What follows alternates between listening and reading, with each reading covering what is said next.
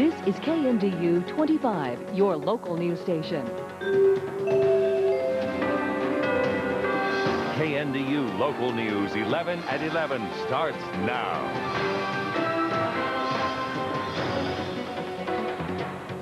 Good evening and welcome to 11 at 11. I'm Rachelle, Murcia. And I'm Dustin, McDunn. Here's what's happening tonight. A fire near Mabton has scorched over 110,000 acres. But as Rob Hayes reports, the firemen now have the upper hand.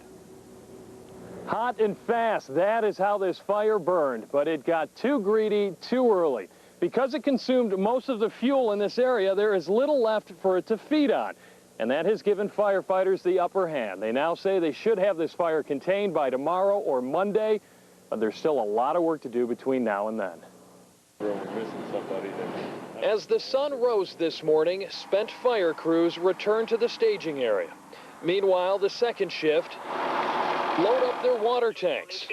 After a 6 a.m. briefing, you're going to support the Wenatchee strike team. They're off to the fire line. It is a hot, dusty day for most of them. Not only fighting the flames, but calming nervous residents. I think even if their homes aren't in immediate danger, I think it gives them a real good sense of well-being that, there's some resources right there to protect their individual home and property in case the wind should shift and they should find their house in danger. Entire vistas of hills and plains sit blackened today, but with so much burn, there is little left for the flames to consume.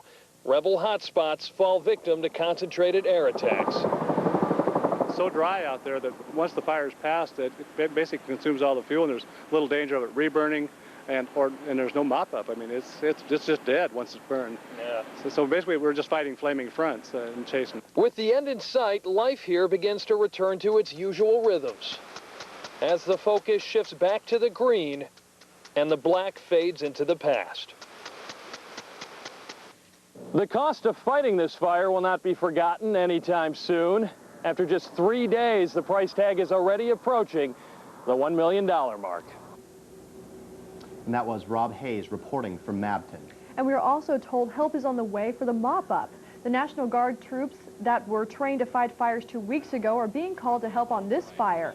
500 soldiers will arrive in Grandview tonight to receive their equipment, and they plan to deploy the fresh firefighters onto the fire lanes tomorrow morning at 6. The Guard will help existing crews fight hot spots and make sure that the fire is controlled. Around the Northwest tonight, a wildfire in Montana is at 81,000 acres. It grew after winds gusting to more than 50 miles per hour pushed the fire to the northeast. The fire is burning actively west of Grassy Mountain in a north to northeast direction, closer to the mountain. An evacuation of the Grassy Mountain subdivision remains in effect. The 9-day-old fire is about 45% contained. And a group of forest fires continue to blaze across Oregon, threatening to consume even more land every day.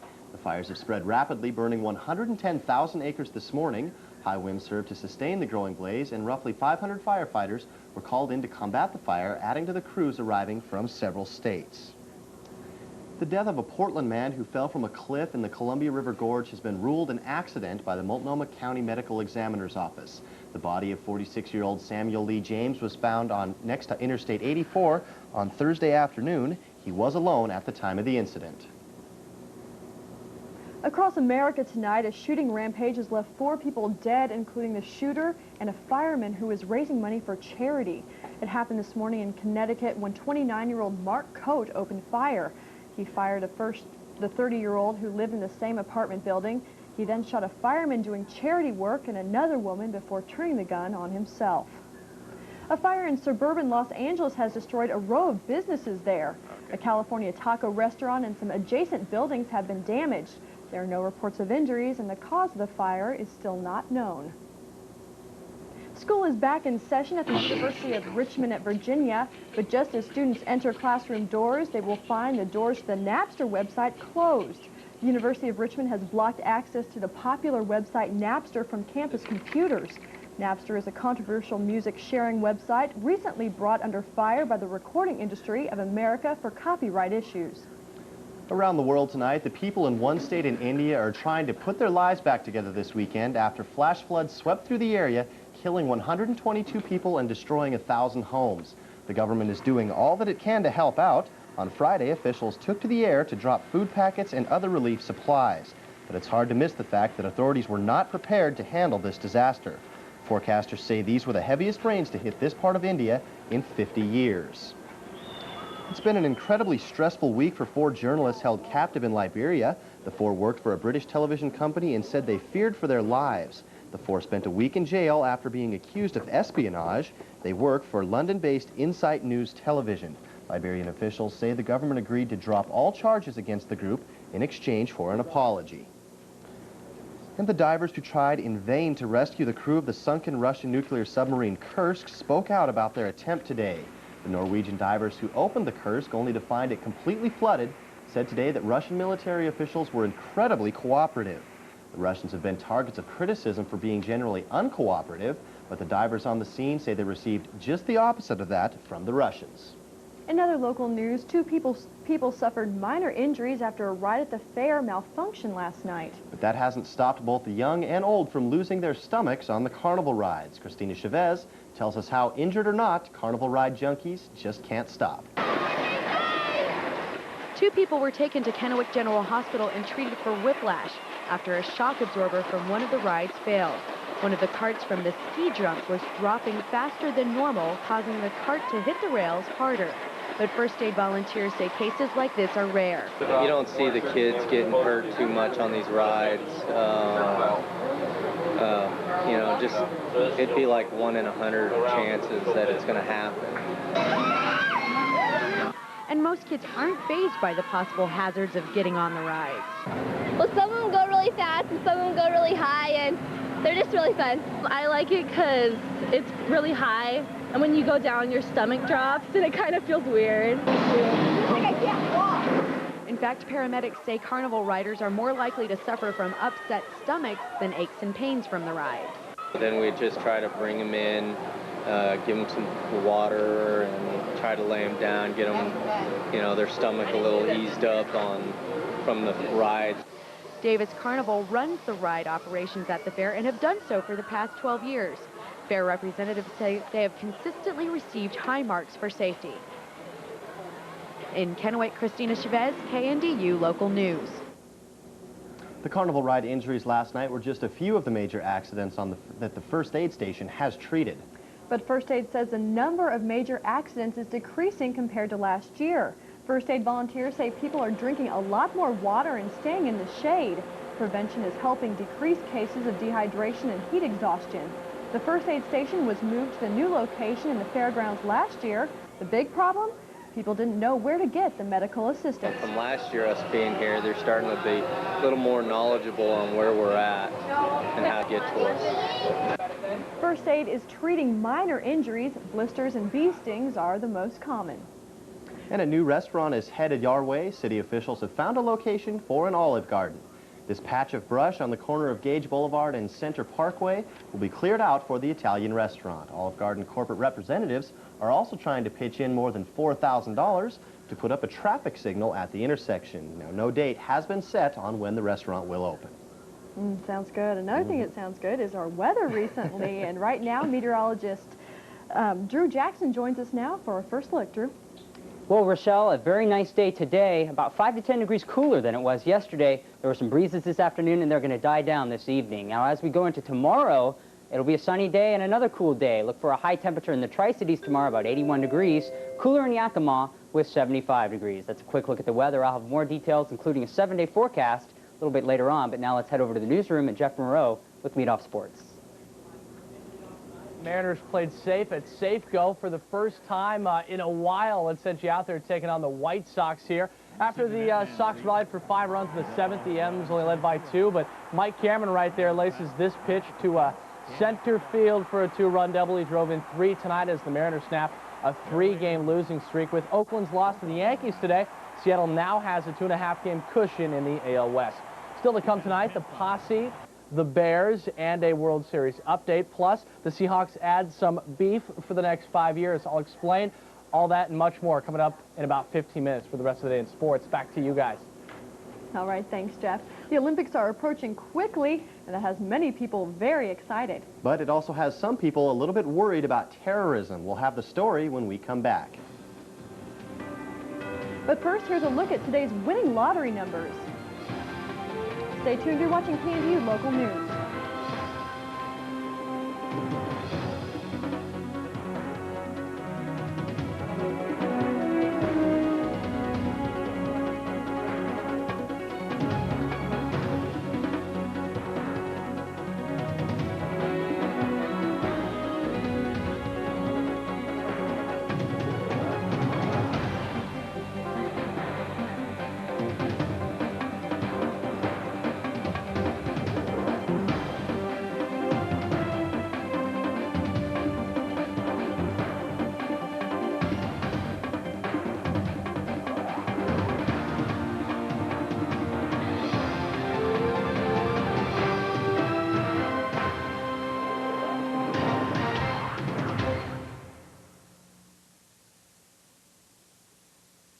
Of 10 fourth graders in our highest poverty schools cannot read a simple children's book.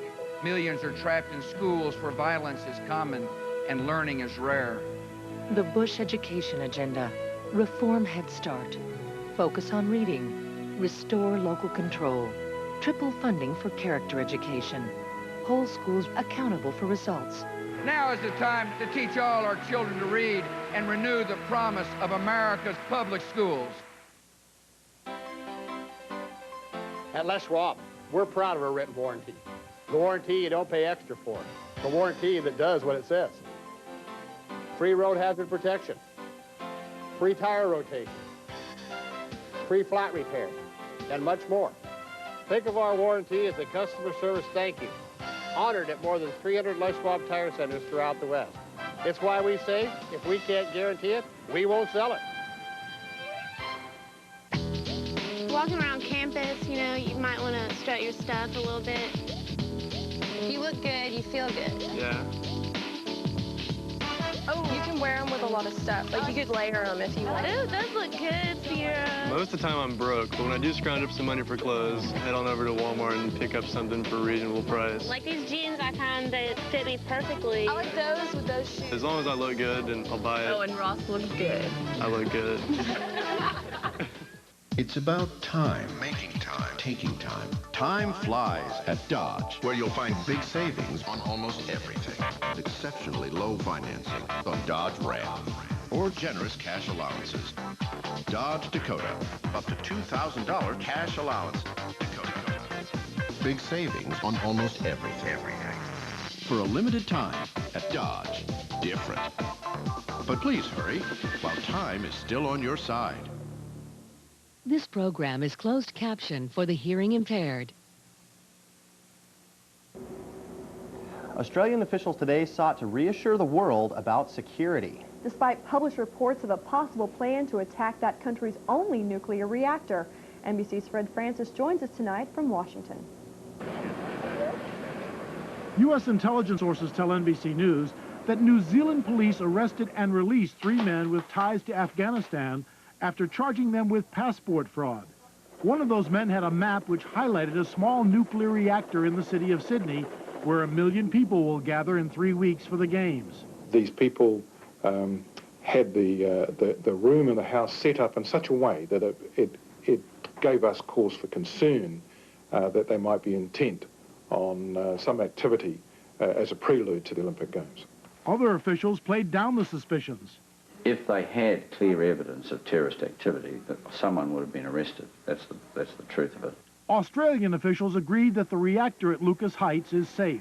Government sees no credible threat to the Lucas Heights facilities, whatever. The Sydney Olympics, with its geographic proximity to Southwest Asia, where bin Laden has his support, has assembled the most integrated and sophisticated security organization ever seen. It ties Australia to every major police and intelligence organization in the world, including the CIA. And U.S. intelligence sources tell NBC News that there is no information at the CIA's counterterrorism center that Sydney is vulnerable. And that was Fred Francis reporting. Now, we had a pretty cool start to the weekend, but will the mild temperatures stick around? In just a few minutes, meteorologist Drew Jackson will let us know.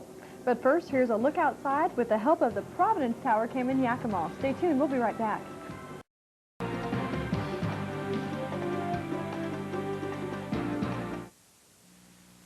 1969, America in turmoil.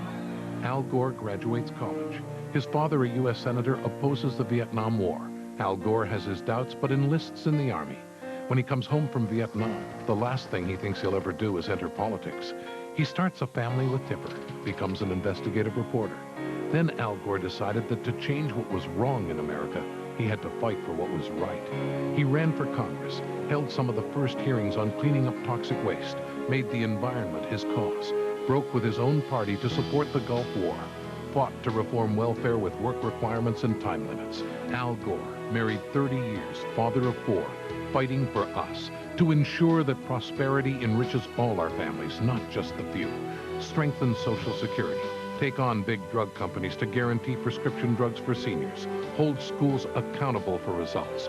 Tax cuts for working families and the middle class. Al Gore, fighting for us. Fire season is now upon us. Special care is needed to preserve our natural resources and to protect your community from the ravages of wildfire. You can help by planting trees in proper locations, avoid power lines, and be sure to leave room for future growth. Information and financial assistance are available. To learn more, call the Department of Natural Resources at 1-888-STEWKIT. That's 1-888-STEWKIT. Welcome to the Walmart Jewelry Department. This one is a herringbone and it's 20 inches long. That looks awesome on your wrist. It's like Christmas every day. Treat yourself today. Spend your husband's money. Everything here is from Walmart. Yes. I think we have the best selection. Diamonds, gemstones, gold, watches. Sapphires. Do you like sapphires? And the quality is beyond your imagination. Walmart, where fine jewelry doesn't have to cost a fortune. I go a little crazy sometimes.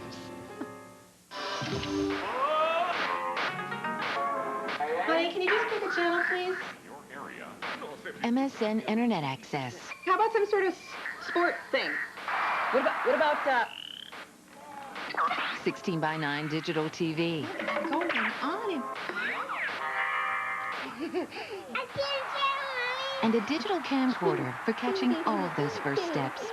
Turn on the fun, Best Buy. That's my boy.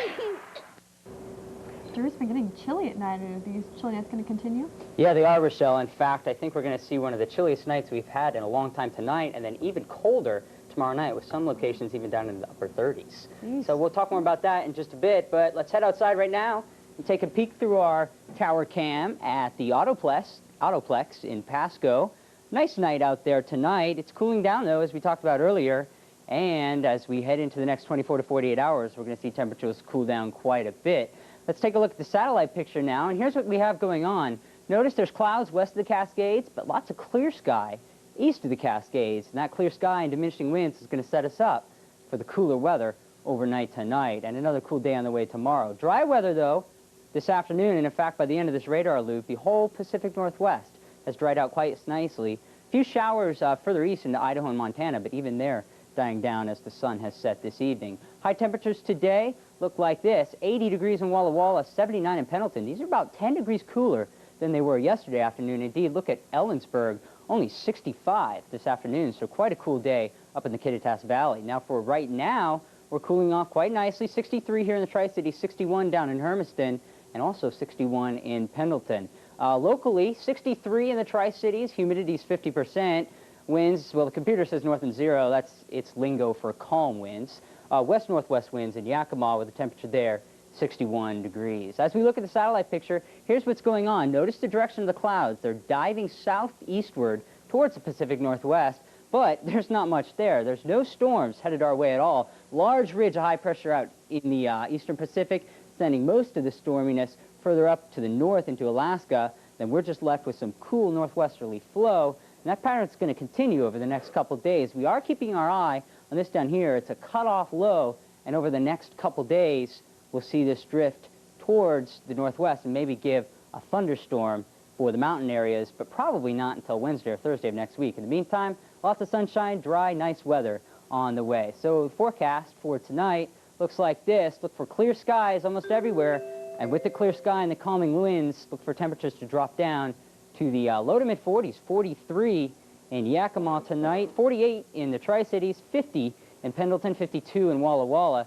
Now for tomorrow, Look for the skies to remain clear. It'll be a sunny afternoon, but a cool day. 67 in Ellensburg, 75 in Yakima, 81 in the Tri-Cities. And as we take a look at the 7-day forecast, Yakima first, you'll see that the cool weather lasts into Monday, but then there's a rebound towards midweek with temperatures rising into the mid-80s before breezy and cooler weather arrives for Thursday, Friday, and into Saturday.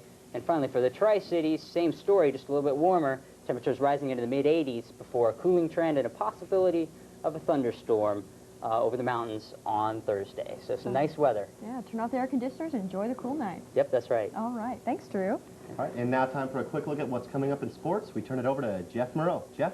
Thanks a lot, Dustin. I'm so used to being at the desk, I kind of feel deserted over here like I'm on that Survivor show. Would the Mariners have those same feelings tonight at home? You'll find out. Plus, a former Cougar gets his day in the spotlight.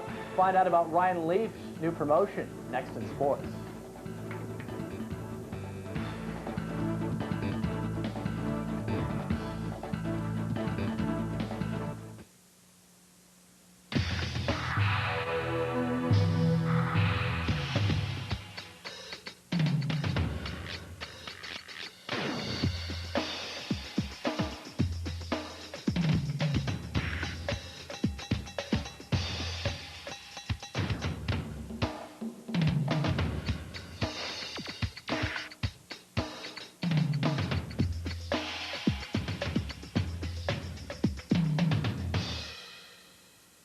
So right in front of the client, he blurts out, "I forgot my pink Angora sweater. All I did was toss it in with the leftover tuna casserole. Let's whip up some of those yummy galvanized nails. Ship them out overnight along with the 77 little stink bugs in a sock."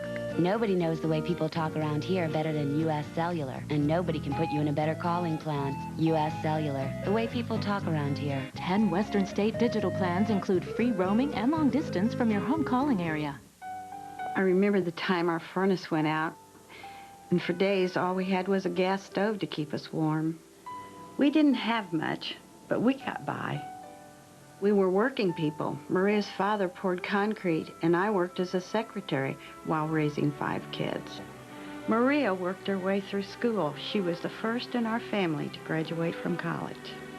Maria Cantwell went on to be elected to the state legislature, where she helped make nursing homes safer and expanded access to health insurance for thousands of Washington families.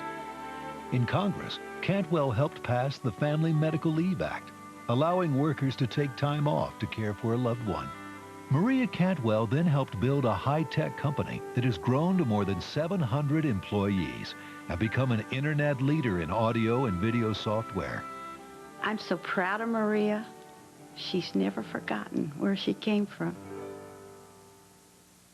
There is more behind lottery games than jackpots. There is support for other things Oregonians prize.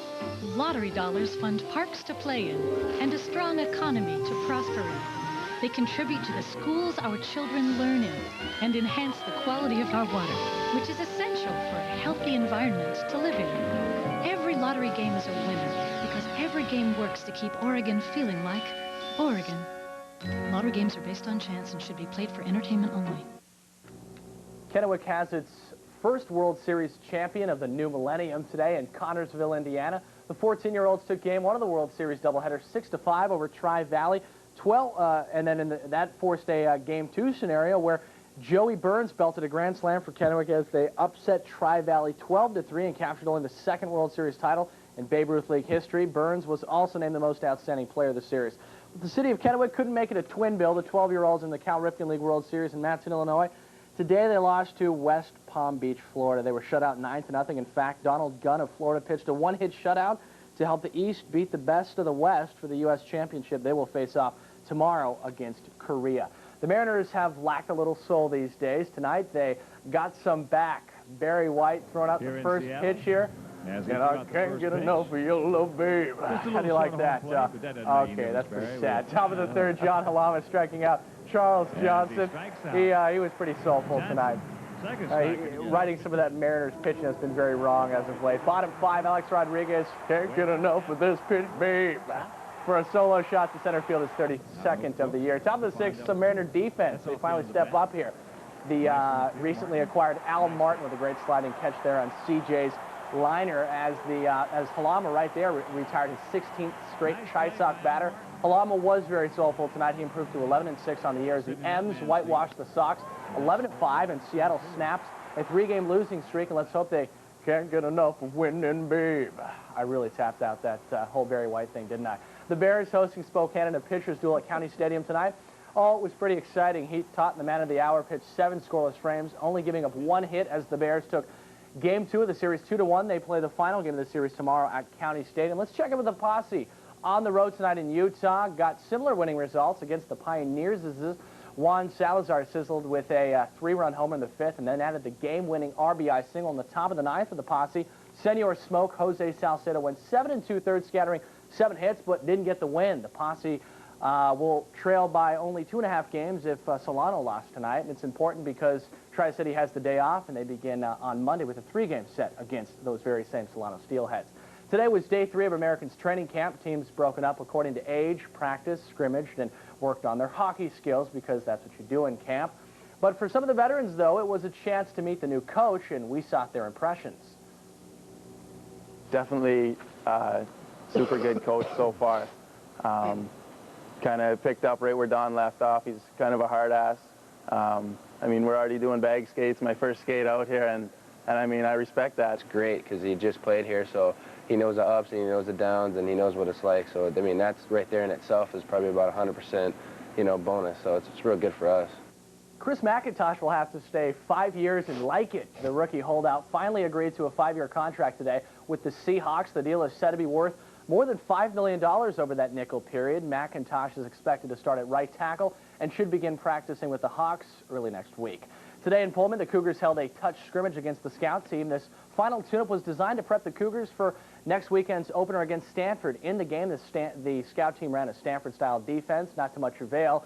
After the morning workout, the team bussed to Camp Larson in Coeur d'Alene, Idaho, to get some much-needed rest. And finally tonight, not to make this cliche any cheesier than it is, okay, I will. Ryan Leaf turned over a new leaf today. The former Cougar quarterback tapped more than just the kegs he did in college. He tapped into the Chargers starting lineup this year for San Diego. Now, Leaf hasn't started a regular season game since December of '98, so you'd think he'd know this quarterback position by now. I've had 2 years now to absorb it, and we've cut it and put it the way we want to, and Jeep has a real good feel of how he wants to call it. One of the best moves is bringing in Mike Johnson to help me out. He makes me work hard. He expects it, and it's his standard, and I want to live up to that. Now, Dustin, you're a big Ryan Leaf fan, aren't you? Yeah, him and I grew up in pretty much the same area of Montana, so I've known Leaf for quite a while. But, it's about time he gets rolling. Hopefully he's grown up a little bit. Yeah, we shall see. Thanks. Drew, do you have a last word for us? Yeah, sunny and breezy on the way tomorrow. Look for high temperatures near 80 in the Tri-Cities, 75 in Yakima. And as we head into the next 7 days, look for a warming trend to head our way towards midweek and cooling again towards the end of the week. All right. Sounds great. All right, well, that's going to do it for us. I thank you for joining us, and we'll see you again tomorrow night at 6 o'clock. And we'll leave you tonight with a look from the Autoplex Tower Cam in Pasco. Good night, everyone. Good night.